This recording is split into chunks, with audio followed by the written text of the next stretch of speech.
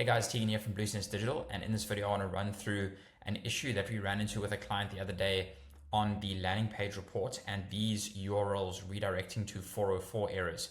So as you can see here, we've got a URL here, and then it's got this curly bracket ignore before the question mark and the UTM string appended to that. So obviously everything after the question mark doesn't have any impact on where the URL redirects. That just pushes additional data to whatever platform that URL is redirecting to with regards to where that click came from.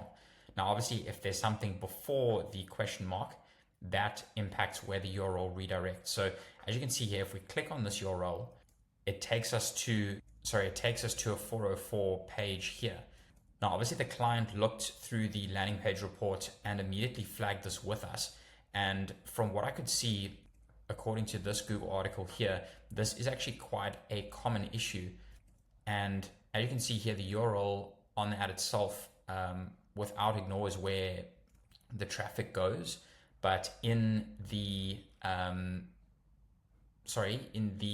page report, that URL parameter or that ignore parameter is put in there, but it's so that you ignore it or so that you must ignore it.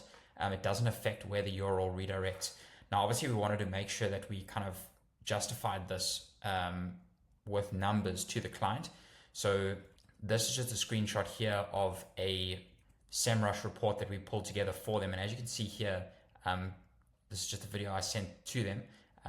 There were 0 pages that returned with a 404 error status on it. So the ads weren't in fact directing to a 404 page error.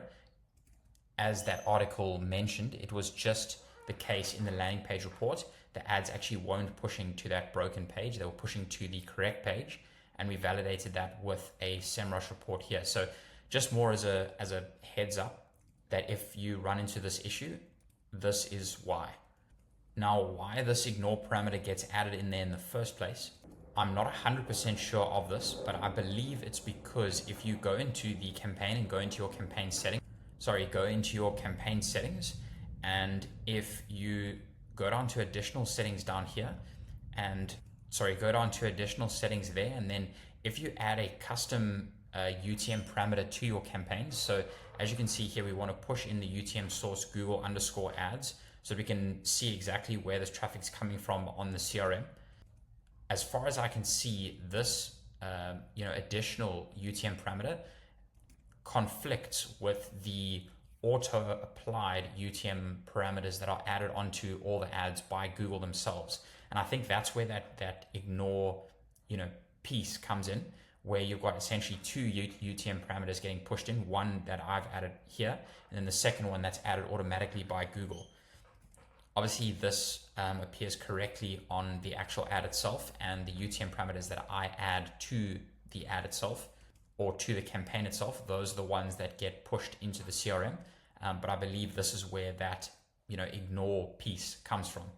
So hopefully that was a help. Hopefully that helps someone out there. Any questions, leave them in the comments, and we'll chat soon. Bye for now.